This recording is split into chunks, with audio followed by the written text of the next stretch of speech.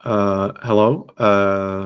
Thank you for coming on. Our first guest for the student chaplaincy. It's really an honor to have you on.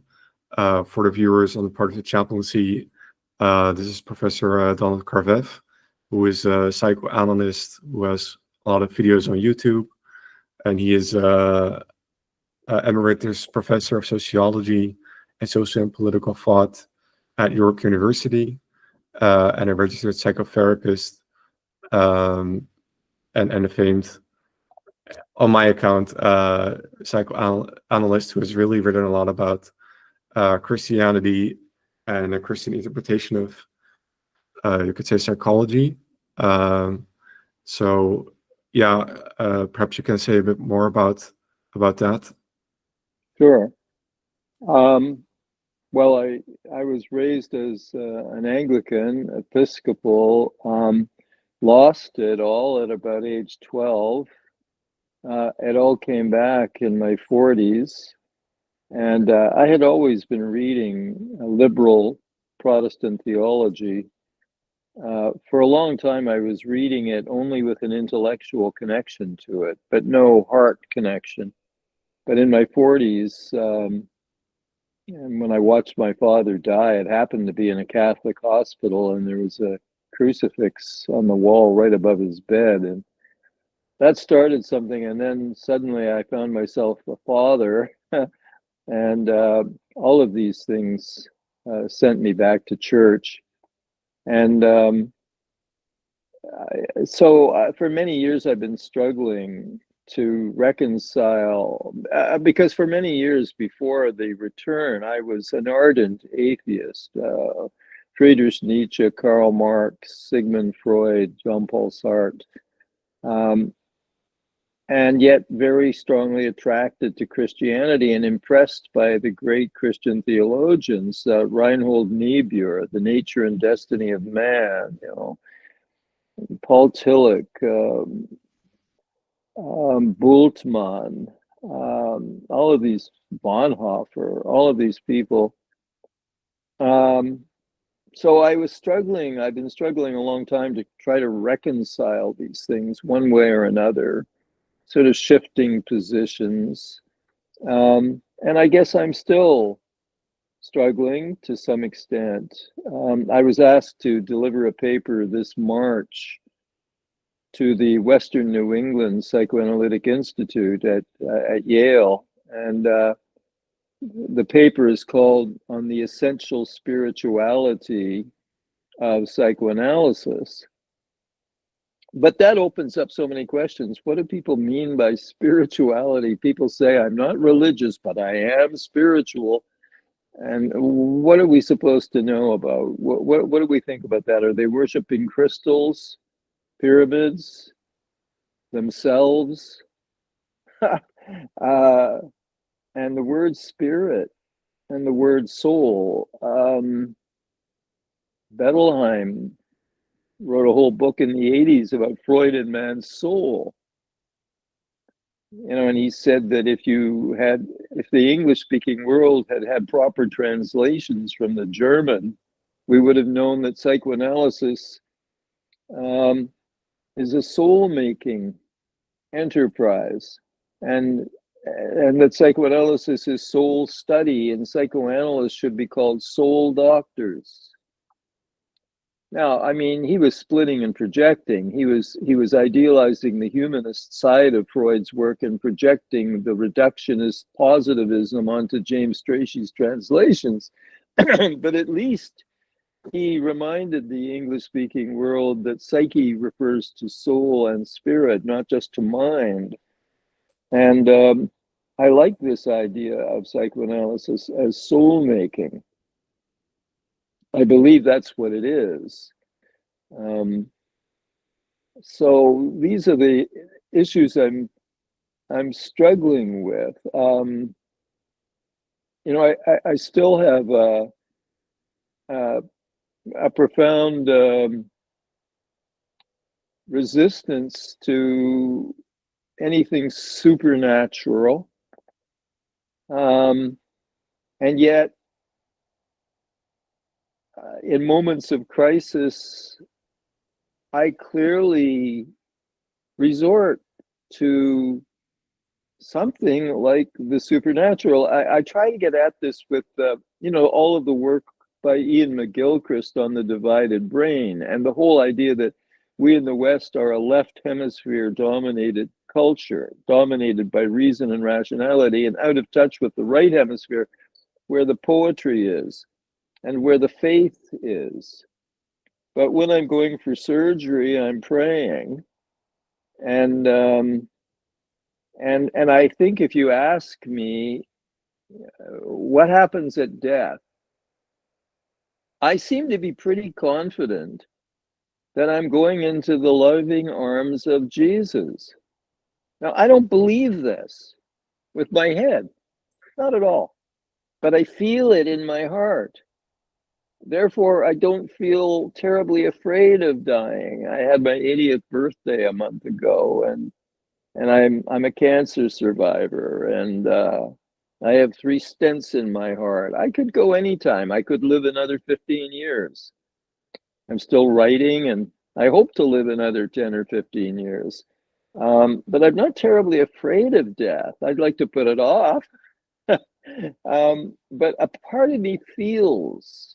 So there's a split between my thinking and my feeling. My thinking is a Western educated, Enlightenment, rationalist, scientifically oriented man.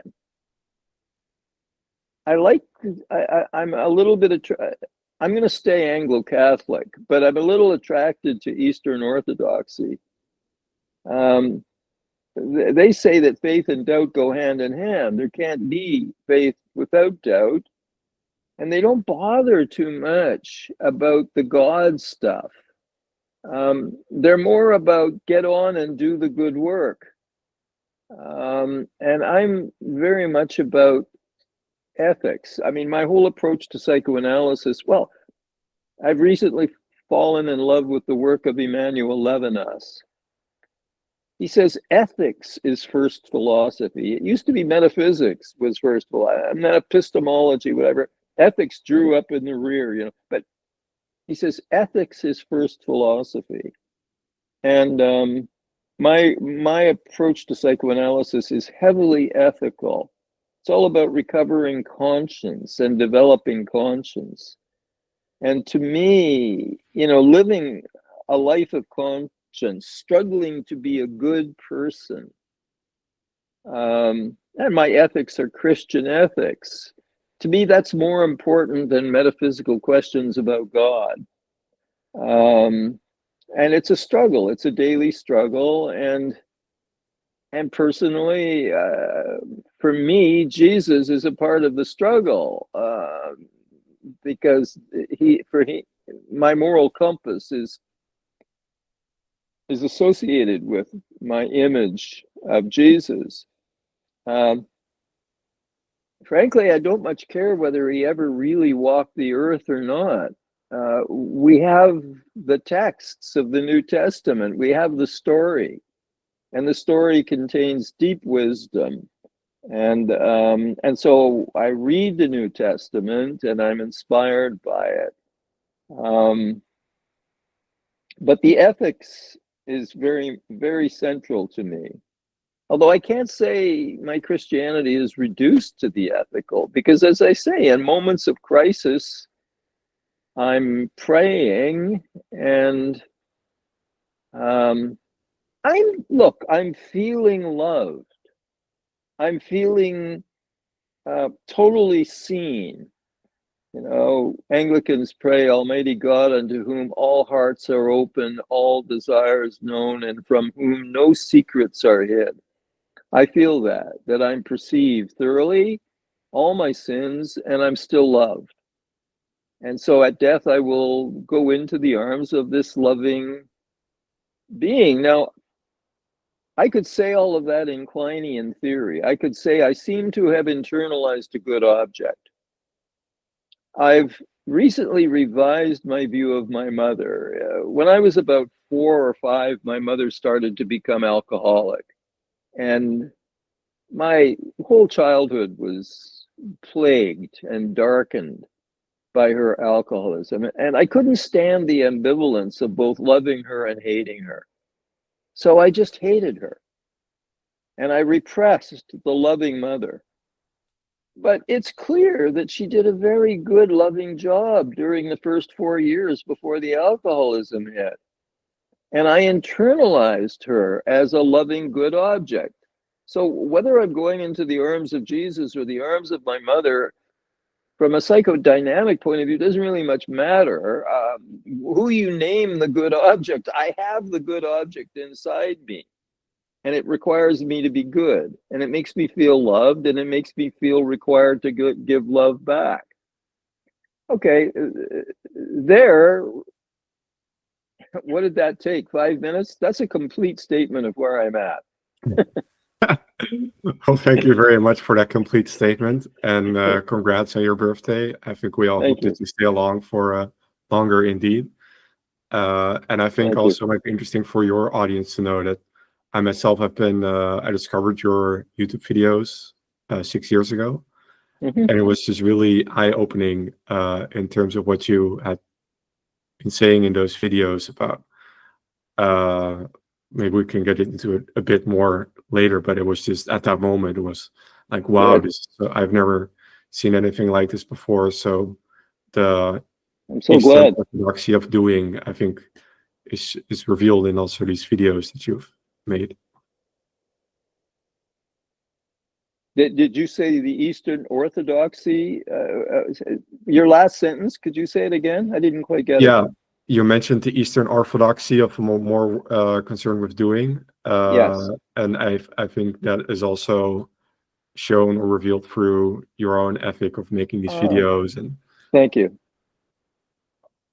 Thank you. And I have to say, at the time, I think it also has to do with a kind of a post-secular paradigm, which I think your work fits really well into, where you said, post-secular, post-secular. That's a term I haven't heard much. Post-secular.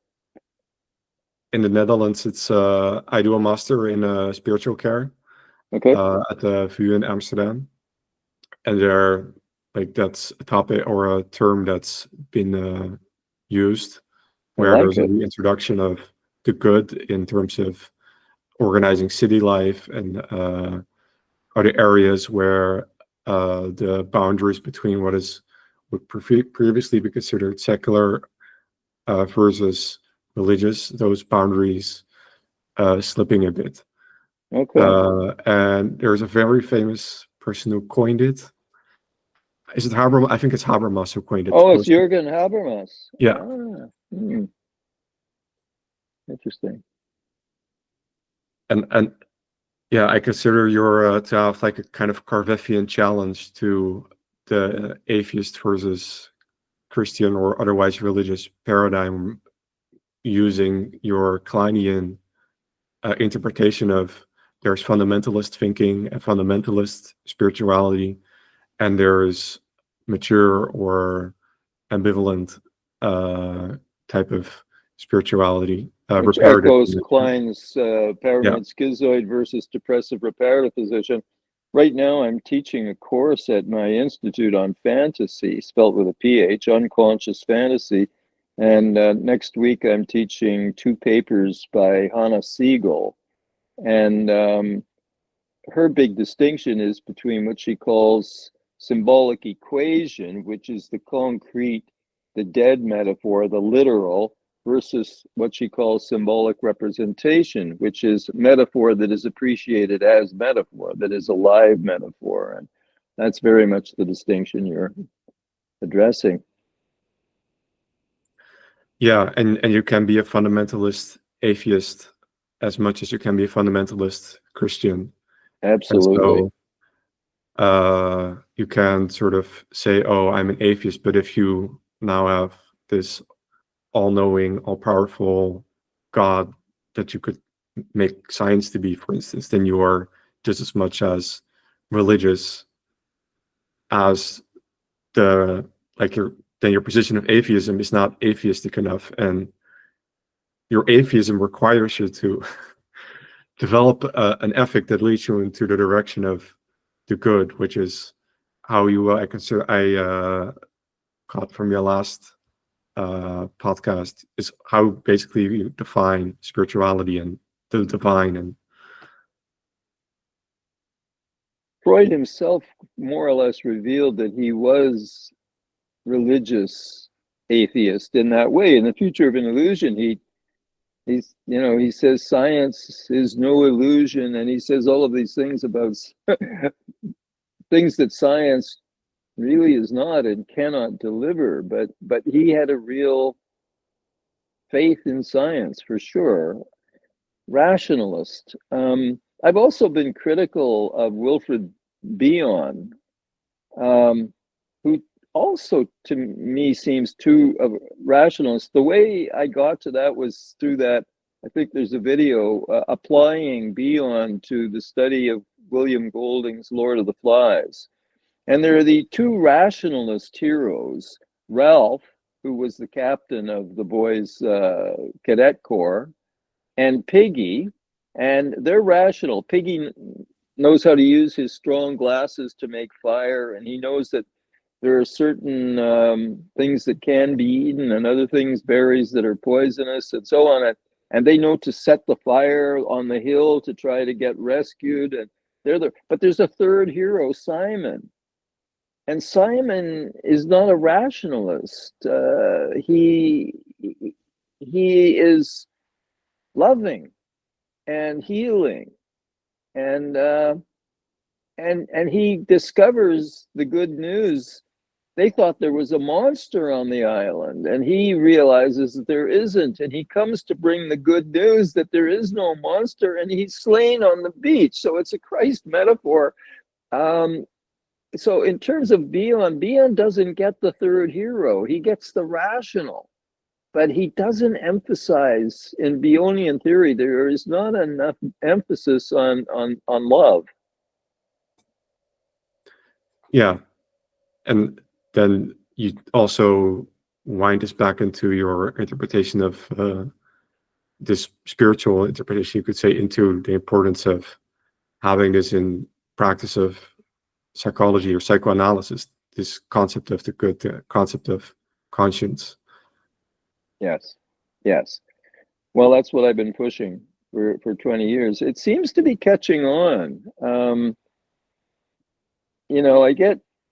I get many more invitations to speak in the US, well, and in the UK. More than I get in Canada, but a prophet is never recognized in his own land. But I get invited to speak in New York, Boston, Chicago, Philadelphia, San Diego, wherever. They seem to be liking and seeing the need for a revival of conscience as a separate function. And of course, I'm tying conscience right into the true self. So, and that ties into the idea of soul making. I mean, to recover or develop a conscience is soul making. And I really like the concept of the soul, because the soul can be sickened, the soul can be corrupted, the soul can be lost. And this is all connected to ethics. I mean, an unethical life is a soul-destroying life. So, yeah, it's that's the work, and it seems to be. But the thing is, there have been some recent psychoanalysts who write about soul making. A British analyst who's actually the stepdaughter of Donald Meltzer. She wrote a book called The Veil of Soul Making. And Meltzer writes a preface to it, and he says, psychoanalysis now acknowledges its roots in poetry and joins the arts, because for her, Meg Harris Williams, the roots of the soul, she's a literary scholar, she finds this in Wordsworth, Coleridge, Blake, Yeats, and I'm sure this is all valuable. I mean, this is all valuable. But to say that psychoanalysis now joins the arts, this is disturbing to me. I just find it very interesting that psychoanalysts find it easier to associate themselves with medicine, with neuroscience, now with the arts, even with mindfulness meditation, kind of a quasi-Buddhist. So that's medicine, neuroscience, the arts, meditation, but never with ethics.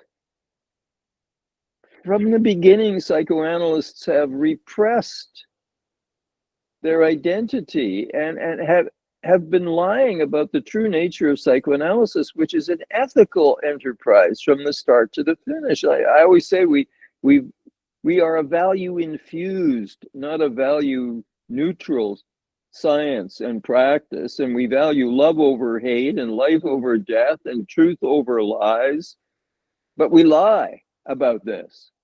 And we say, look, we're about helping people move towards mental health. I say, no, we're about helping people move towards salvation. But they will never talk this way, you know. We will never admit that we're out to convert people. I don't mean to Christianity. I mean converting them from paranoid schizoid position to depressive reparative position. And that is a conversion. It's a very slow one.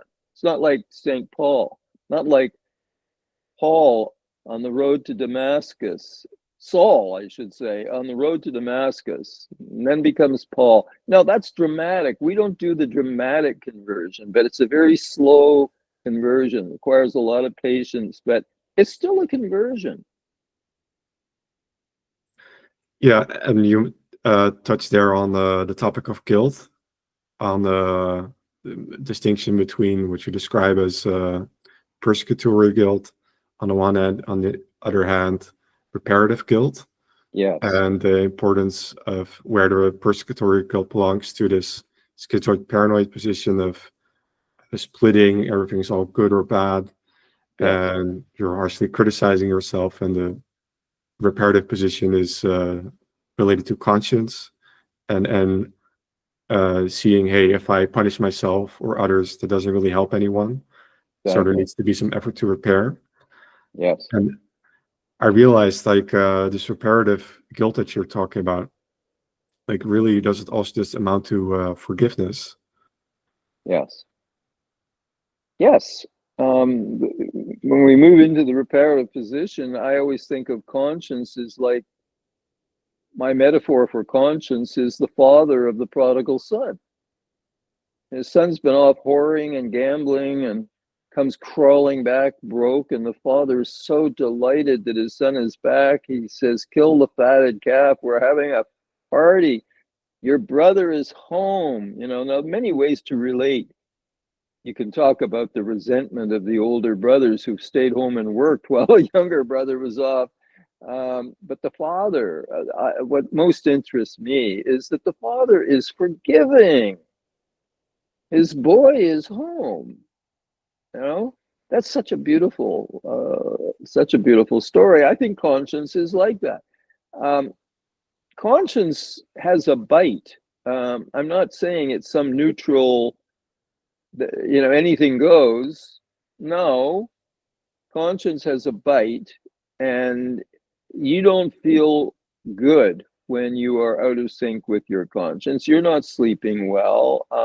You're not walking around with a lot of self-respect, which makes you very vulnerable to attack. You can't defend yourself properly against bad people because you feel you're bad yourself, right?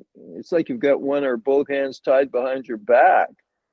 And conscience is persistent. It doesn't let go. It will keep biting at you. But it doesn't want to humiliate you. It doesn't want to scourge you. It wants you to turn around and come back and get on the right path. And if you do, it welcomes you wholeheartedly and forgives everything. And so very different from the hostile superego. And of course, what I personally have discovered in my private life and with patients is that ultimately turning to conscience and aligning yourself, living according to your conscience is the only, ultimately, it's the only way to escape the savage, persecuting superego. Because if you are out of sync with conscience, your superego can have you for breakfast. You can't defend yourself against the superego, and it's whipping you because it's a sadistic agency. It's pseudo-moral. It speaks the language of morality, but what it's really interested in is beating you. If you're in sync with conscience, back off, you can say to the superego. And it backs off. It can't get at you if you know yourself that you are striving. I'm not going to say if you know you're good, because we're not. We're fallen. We're broken. There's always something wrong. We're always falling short. But if you know that you are seriously striving to be good, seriously striving to overcome your sinfulness as a struggle every day, superego cannot whip you. So this is so clinically important. I mean, we're trying to help people. The sadistic superego is at the root of every form of psychopathology. Psychosis, neurosis, borderline, doesn't matter. Takes a different form in different conditions. But ultimately, the sadistic superego is at work. And therefore, people are self-defeating and self-harming and addicted and whatever. How do we help them? Well, they have to make this turn towards conscience. Nothing else is going to really solve the problem. And then how would you recommend for people to find conscience or to navigate towards? Well, in a pretty traditionally psychoanalytic way, I work very much with dreams. Because dreams are messages from the soul. And the dreams are saying things are not right in the state of Denmark. There's something rotten in the way you're living. And in coded form, it's calling your attention to the truth. And the truth is very unwelcome. So the dreams are heavily disguised. But even though they're heavily disguised, if you can bring the patient into a working relationship with you, you can help them gradually decode their dreams. And after all, these are messages to the patient, not from me. These are messages to the patient from himself or herself, because there's something inside the patient that is trying to rescue him. So we just have to help the patient see, understand the voices, the messages from within, and dream work is central to that. But it's not the only way. I mean, there are many ways that we analyze the slips of the tongue and the symptomatic behaviors and the patient's transference to us, or their transference to other people in their lives, bosses, parents. So it's traditional psychoanalysis that I do, but I find that when we make progress, well, a friend of mine in Philadelphia, Elio Frateroli, wrote a book with wonderful title, Healing the Soul in the Age of the Brain. Subtitle, Becoming Conscious in an Unconscious World. That was a beautiful title, and it's a great book. About 2000, I guess, that came out. Then in 2013, he wrote a wonderful essay called "The Absence of Morality in Psychoanalytic Theory and Therapy." Like me, he's a critic of this absence. So healing the soul. Elio works like a traditional psychoanalyst, as do I. We're trying to help the patient become conscious, and his soul is trying to help us. The superego is trying to oppose us. The superego wants the therapy to break down.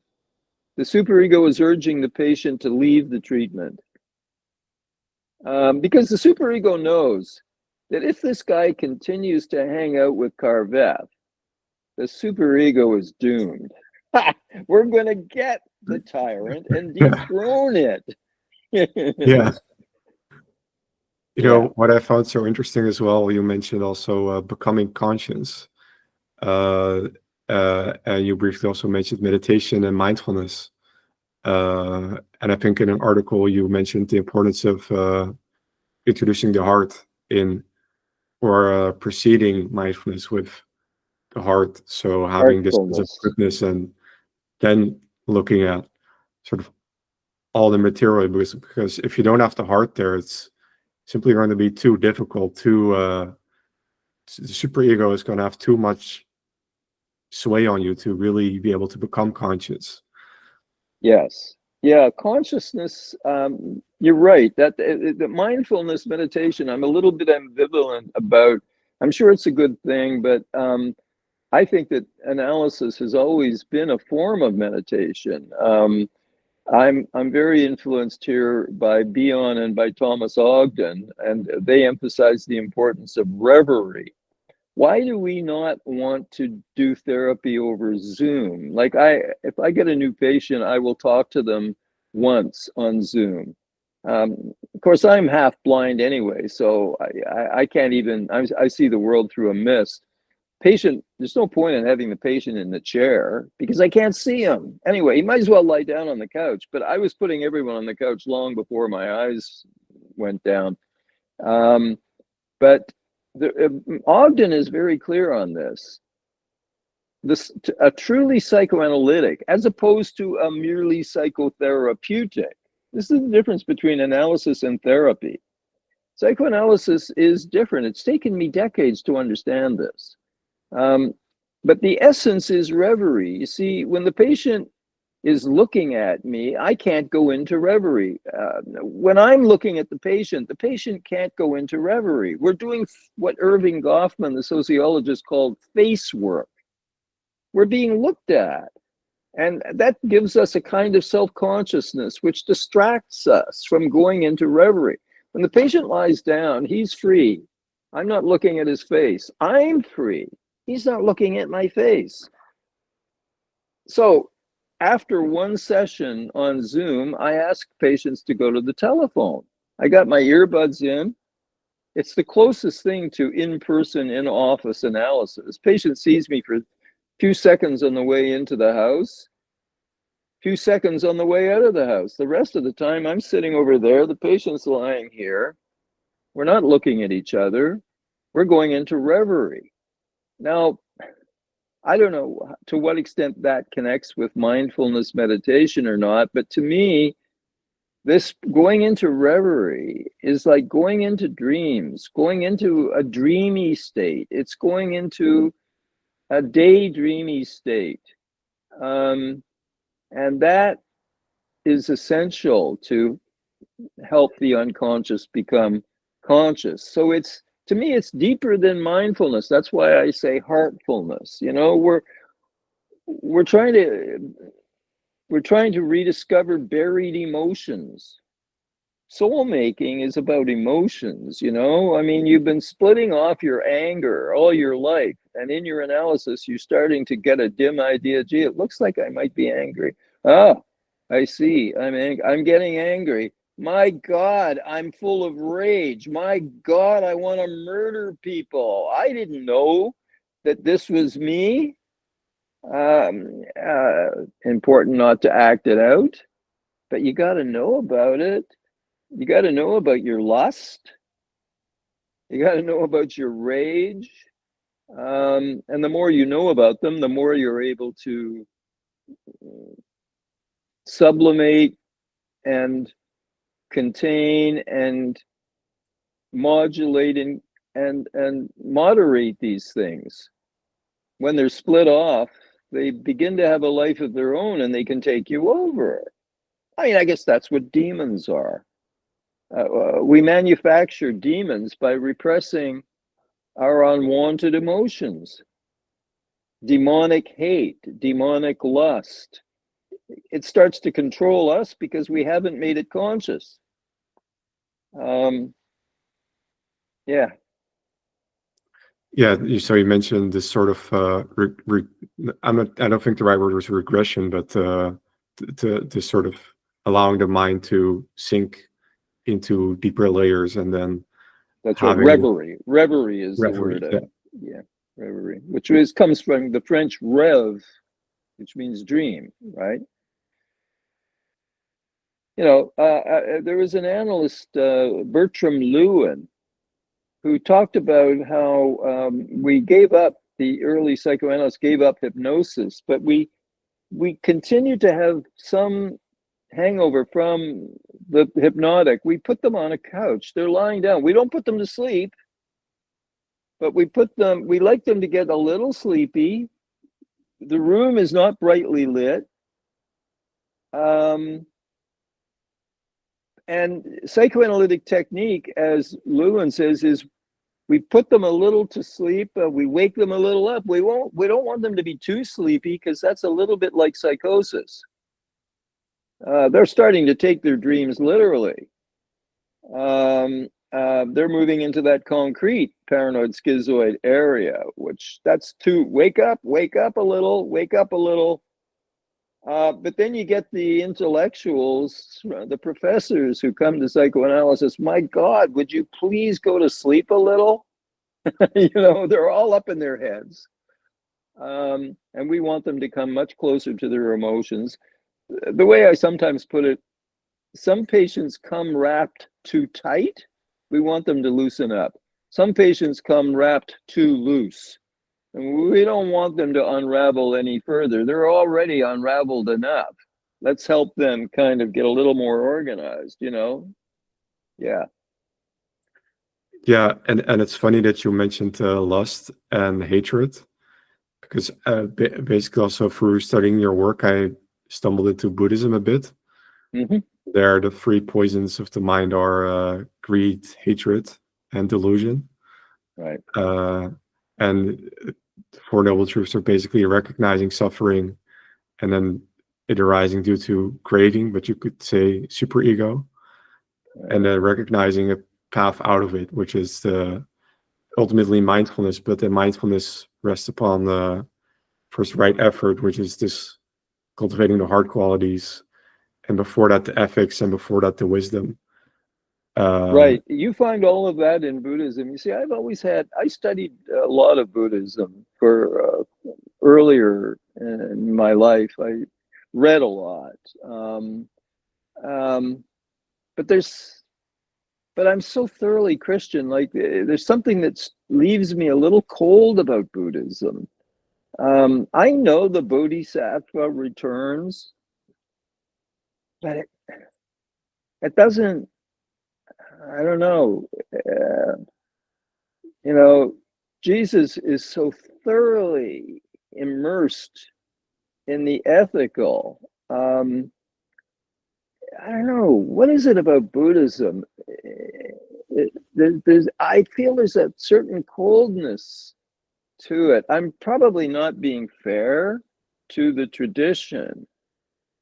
In this paper on spirituality, at one point I'm talking about how psychoanalysts, you know, in the 70s and 80s began to have the courage against the deeply atheistic Freudians. They had the courage to start addressing spiritual topics, the Catholic William Meisner wrote a book on psychoanalysis and religion. Winnicott was more friendly. At Yale, Stanley Levy, I mean, he had to retire first. Then he admitted he was a lifelong Anglo-Catholic. But then I also included the Buddhists, because at the same time, psychoanalysts started talking about Buddhism. So they started talking about different forms of spirituality. But Safran edited a wonderful book on psychoanalysis and Buddhism. Epstein, Thoughts Without a Thinker. Okay, these are important efforts on the part of psychoanalysis to come to grips with spirituality. And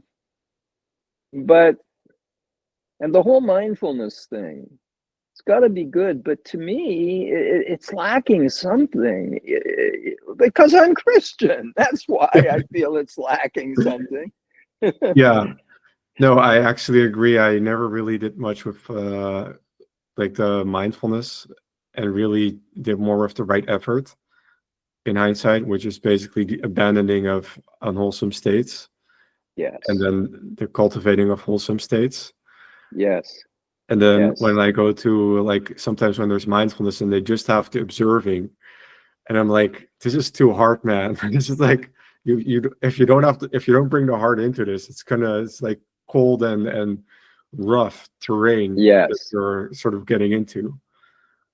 Absolutely. Absolutely. The heart is central.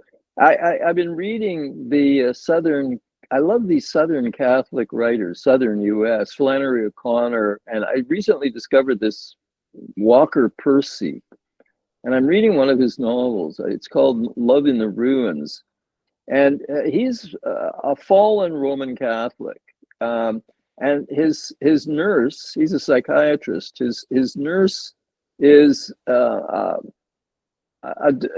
Presbyterian, but he describes the difference between her and him. Like, she goes to church, she's very wholesome, she is honest and kind, and she does right.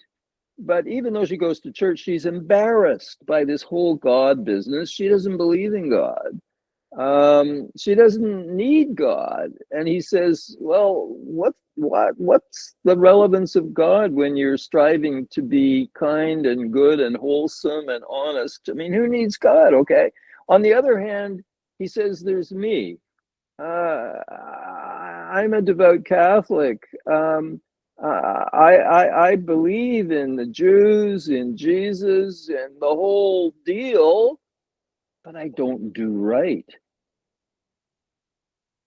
And he says, between the two of us, we could have saved Christianity, but we lost it.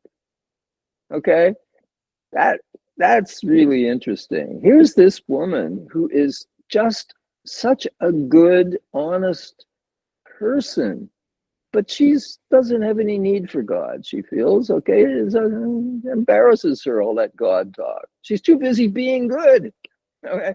Meanwhile, he's got all of the God talk, but he isn't good.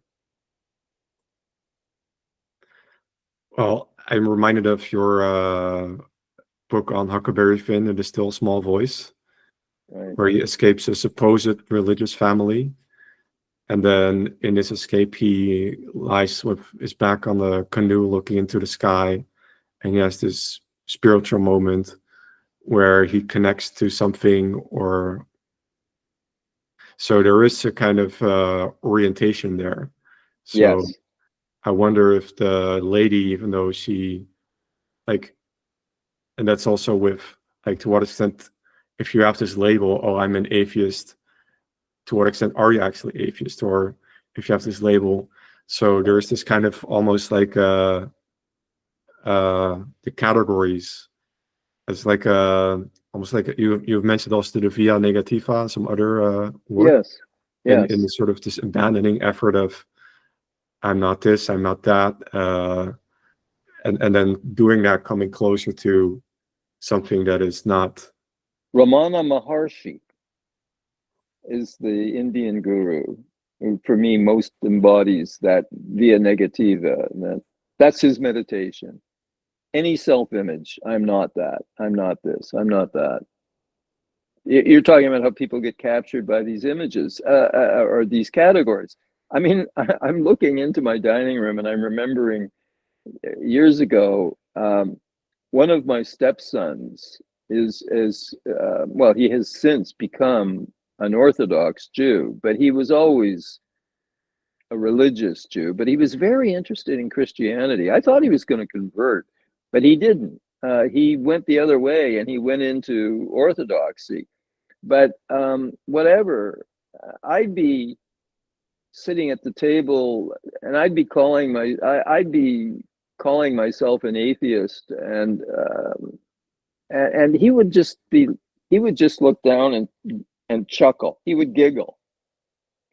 You know, he just laughed at me because he could see very clearly that I'm a Christian believer. But I did not have that in my self-concept at all, but he saw it. It was just more in the way that you approached things or saw things. Yeah. Yeah, I hadn't found a way really intellectually yet to integrate who I really am on deeper levels of the soul and of the emotions. I hadn't found a way to integrate that with my education, my highly secular rationalist education.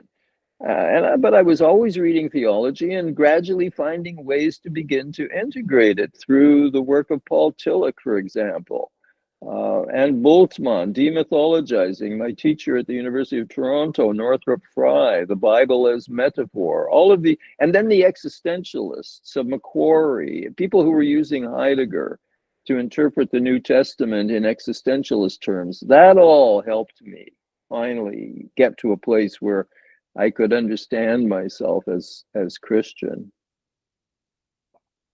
Yeah, so that maybe also goes into maybe perhaps the dreams you spoke of, the deeper layers, that a lot of Yes. Christianity is there in a way that, yeah.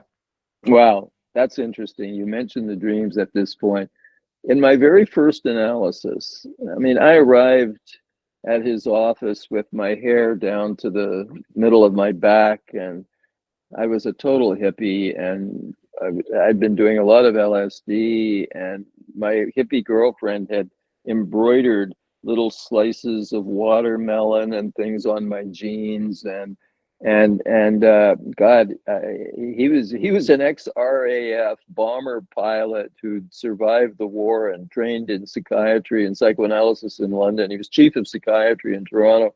Yeah, I imagine he took one look at me and thought, "Oh my God, what have I got here?" You know, I was already a tenured professor. I guess I wasn't tenured. I was a professor. I was on my way to tenure. But anyway, so I'm on his couch, and early within the first, I think, few weeks of the analysis, I'm bringing him my dreams, and I had a dream in which a little boy, maybe 3 or 4.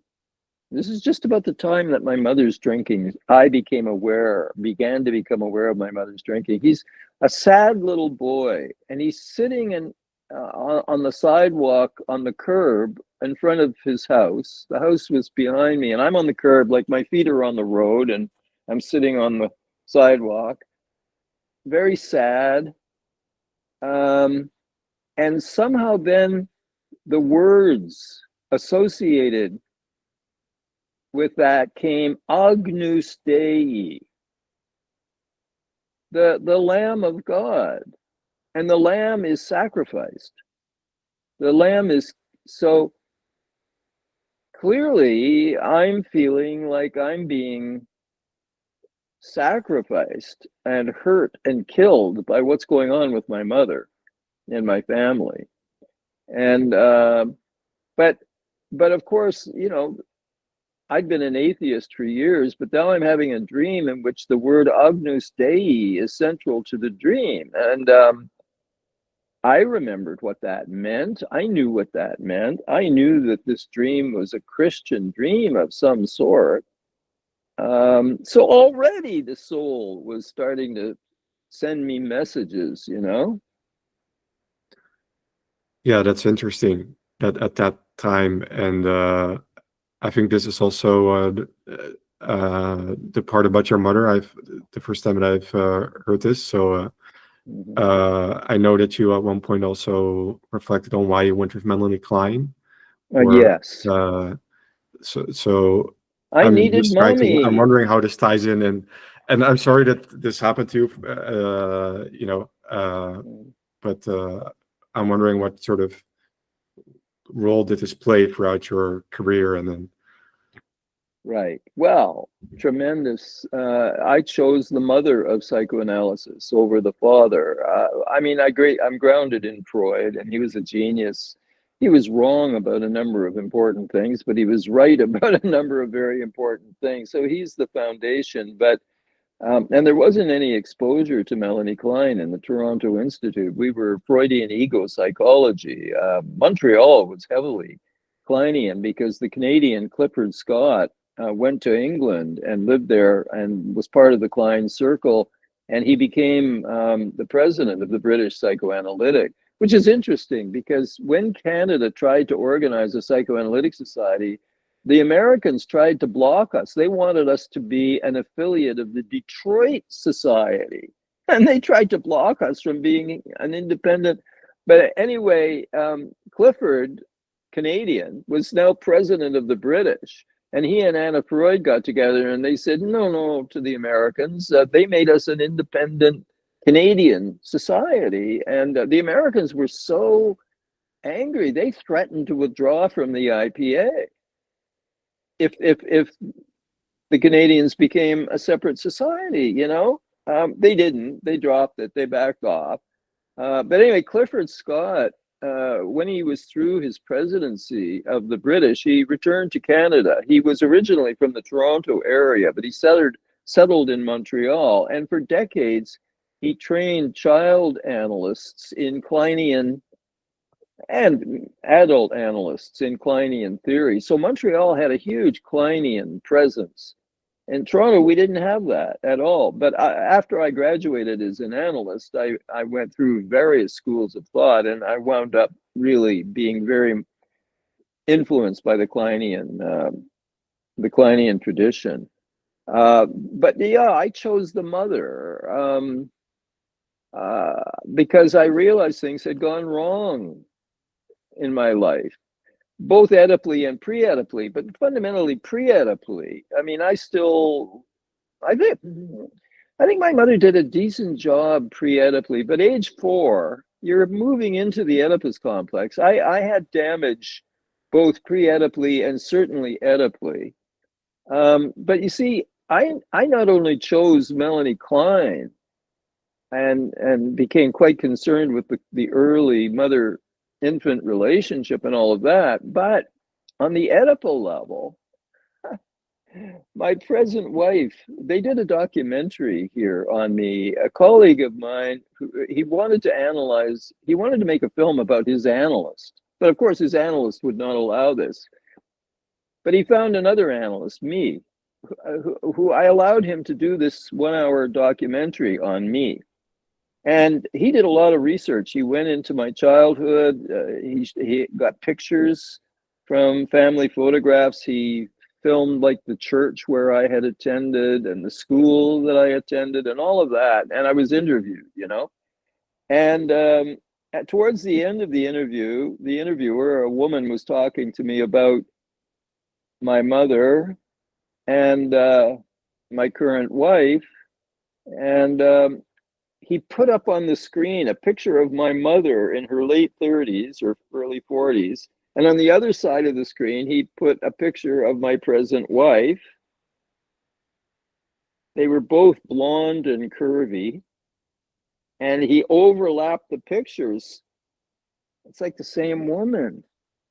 Uh, and a colleague of his phoned him the next day and said to the producer, how did you get that guy to go on TV and admit he's a motherfucker? Okay. I'm not literally a motherfucker, but I get to go to bed with a woman who's the spitting image of my mother. That's allowed, you see. It's not incestuous, but in my mind, it's incestuous enough to be very exciting and very fulfilling. I got the mother. I lost her to alcohol. I finally got her back. But it's not literally her. So I guess that's also partly why I like Anglo-Catholicism. There is a Mary altar. Um, uh, the Hail Mary is said at the end of services. Um, so, yeah, there is devotion to Mary in the Anglo-Catholic tradition. A female presence. It's not all this patriarchal father-son stuff, you know? Yeah. And then you go to this place and you have this dream, Agnus Dei, and that's maybe one of first moments where this is coming back to you, the Christianity, or Yeah, I guess that must have been one of the first moments. My father was still alive then. So then there's that moment in the hospital. He was in a coma. He fell out of bed and broke a hip. So they took him, if they'd taken him to the heart hospital, there was a do not resuscitate order. But they took him to the bone hospital. And while waiting to have his hip attended to, he had his fourth heart attack. And they revived him, which put him in a coma. And it took like almost a month for him to die. And I'm sitting beside his bed as he's dying, and it was April, and the hospital was overheating. He would throw off the covers, and his skin was very thin. You could see the rib cage, and then you would look up at the crucifix, and felt to me like I finally understood what the crucifix was about. Jesus went to his death. My father is going to his death. Soon it'll be my turn. Then it'll be my son's turn. Um, that had a big impact on me. And remember, I had been reading theology for years, but not connecting to it heartfully. But it was almost as if everything was ready. On the intellectual level, everything was ready. And then finally, the heart came. And it was quite a conversion. I was quite passionate. I found myself a retired Anglo-Catholic priest who gave me spiritual direction for about a year. And I was attending church regularly. I was helping the priest administer the Eucharist. I was a chalice bearer, and I was really into it. It all calmed down gradually. Nowadays, I actually don't enter the church more than about twice a year. Christmas, Easter, I actually go to church, but I kind of hold my own services. And my wife got tickets for the Christmas concert at the Philadelphia Orchestra. I was delighted, but I said, "Well, is there a Messiah?" She didn't think there was. Well, there is a Messiah. December 22nd, she got tickets for the Messiah. Now, to me, even in the days of my atheism, I always went to the Messiah every Christmas season, and I would be weeping.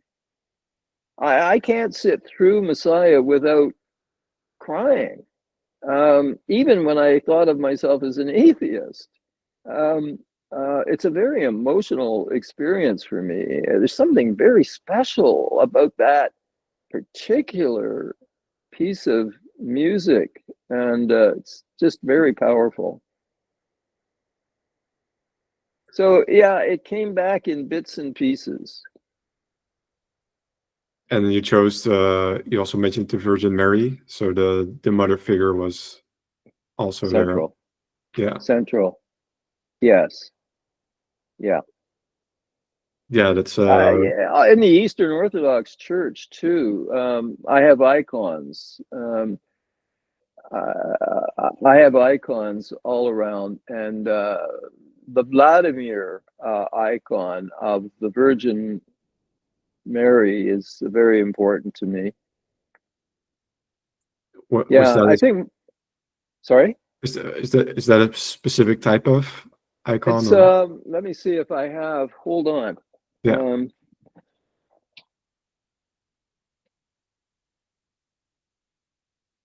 Can you see all three? I'll not the above one.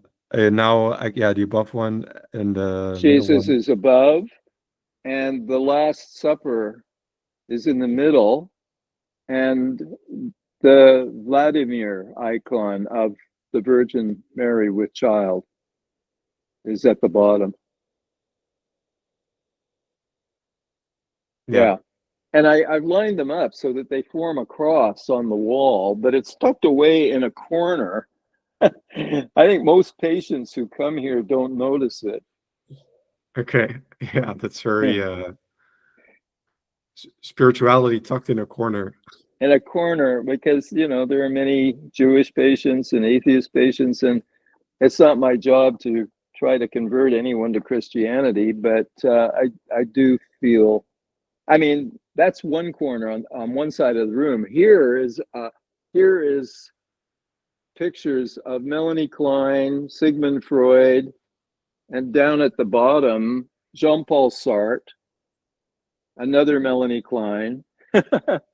So Yeah. and the patients maybe start out sitting over there, so they're exposed to that. But above the fireplace is that's Rome, an etching of, and at the center is the Vatican. But and there's a lot of Christian stuff here and here, another icon back there. But then there are Persian things. That's a Persian miniature. That's a Persian miniature. So I'm not beating people over the head with the imagery in the consulting room. Yeah. No, that's very neat to see the inside of Carveth's room. I think It's so a many very people have. cozy room. I mean, I also have a fireplace, a gas fireplace there. Okay. And in these cold Canadian winters, it's a fairly nice, warm, cozy room for people to lie down and do the analysis here. Cozy Yeah. for me too. Yeah. No, I think many people have been in your online room. I think you could say. Right.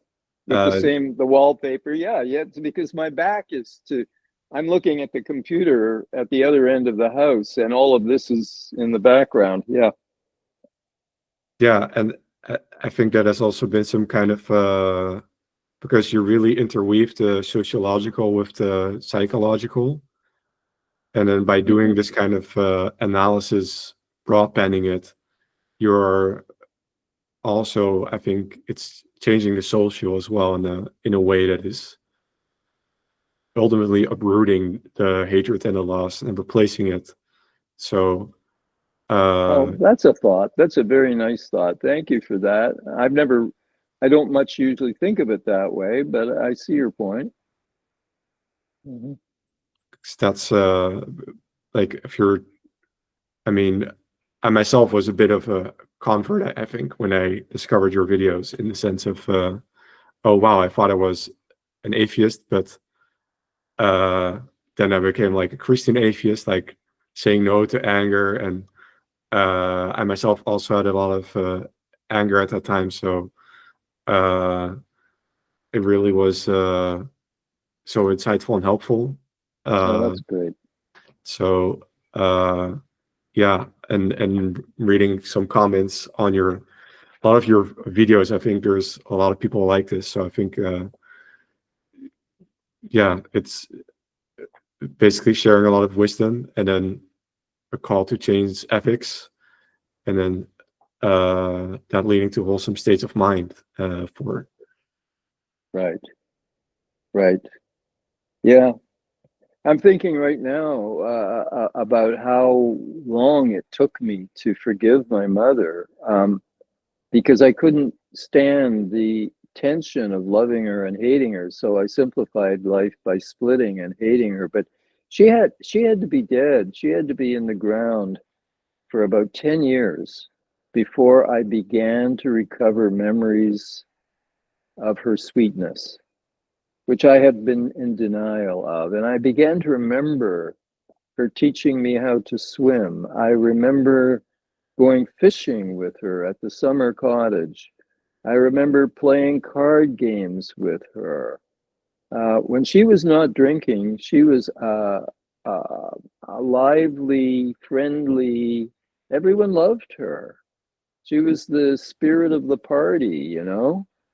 And when I was ill as a child, I was in hospital pretty much between 3 and 4. I was in the hospital with a strange disease, which they couldn't figure out what it was. High spiking, aching joints. Wasn't rheumatoid arthritis, sort of. Well, I think, no, it wasn't rheumatic fever, but it was rheumatoid arthritis. It might have been Still's disease, which might have been an immune system thing. And I think it's too complicated to go into here, but she was very good. But she was overwhelmed and she struggled with depression and she took to drinking. But I began lately, even recently, last few months, I'm having more and more memories of her sweet side. And I'm not just forgiving her. I'm feeling very, very guilty, and I'm trying to make reparation to her for all of those years of hatred, which was destroying my soul. I would do anything to be able to have her back and to apologize to her and tell her that I still love her, that I always loved her, but it was too painful to love her. So I had to hate her, you know? God, here I am 80 and only now at this late date. Well, this process has been happening for many years now, gradually remembering and forgiving and so on. But boy, the anger was very intense for a long time. And it blinded me and it harmed me, you know. Yeah.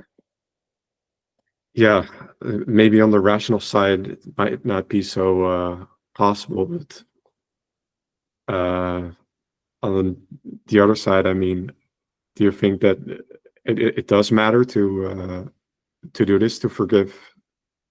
Oh, I think it matters. I don't know whether it matters to her. She's gone, but it matters to me. You know, you can't look, if you walk around hating your mother, you are going to be hateful towards women. Mother's the first woman. Um, um, as I become more loving and forgiving of my mother, I become nicer to my wife. Well, I become nicer to people in general, because love is replacing hate in my heart. And so, yeah, it's taken me, the healing has come very slowly, on different levels, you know, different levels. Doesn't happen all at once, you know. I guess it starts in the more cerebral, the more intellectual, and then it gets deeper, and then it gets deeper. It's pretty deep right now, my wish to be able to apologize to my mother. Look, I had good reasons for hating her. She was awful when she was drinking. She really kind of blighted much of my childhood with her drinking. I'm not saying that my anger was not justified anger, but that's the thing. Even justified anger has to be let go. You know, Jesus in the Sermon on the Mount, he says, "You have heard that I say unto you, you have heard that, you know, you shouldn't commit murder. But I say that if you go to bed at night with hatred in your heart of your brother, you're sinning. You not only must not murder, but you got to let go of anger, even justified anger." I'm thinking of that novel they made a great film of, Sophie's Choice. And the Nazis, she's Jewish, and she's being herded with her two kids into a boxcar. And a sadistic Gestapo guy says, I'm going to kill one of your children. You must choose. If you don't, I'll kill them both. She has to choose. Sophie's choice. So she chooses. And of course, her life is ruined. How can she live with that? And now her heart is absolutely not only full of guilt, but full of hatred towards the monster who made her do that. But from a psychoanalytic point of view, she has to let go of, certainly of the guilt, but she has to let go of the hate. He was a monster. Why should you forgive him? He doesn't deserve it, but you have to forgive him for yourself. It's if you don't, you're going to be sick for the rest of your life because the hate makes you sick. You know? Yeah, that's a very very powerful emotion. Yeah. And yeah, thank you for all these insights and words. Again, it's been really I think 6 years ago that I first discovered you. And last year you were also at the National Conference for Dutch Chaplains. Yes, we had a good time. That was a good event. Yeah, so I think really this post-secular, I think, is a thing that is perhaps growing. So it's going to be really interesting to see if thoughts like this can get integrated and what that would look like. Of course, the society is now, well, some say, you could say, it's not heading in a good direction. Yeah, war everywhere. Yeah, so maybe how do you look down on that? Particularly, I think, looking back, you mentioned hippie time. I think I myself and my generation really look at that as, wow, what was possible then, and all this peace and etc. And now we're here, so it's kind of Oh, it's very dark. It's very dark, and politically, we have Trump again. The election is in a couple of weeks, and the country is knife edge, divided. I mean, and if he gets into the presidency, American democracy, I think, is doomed. So these are very scary times.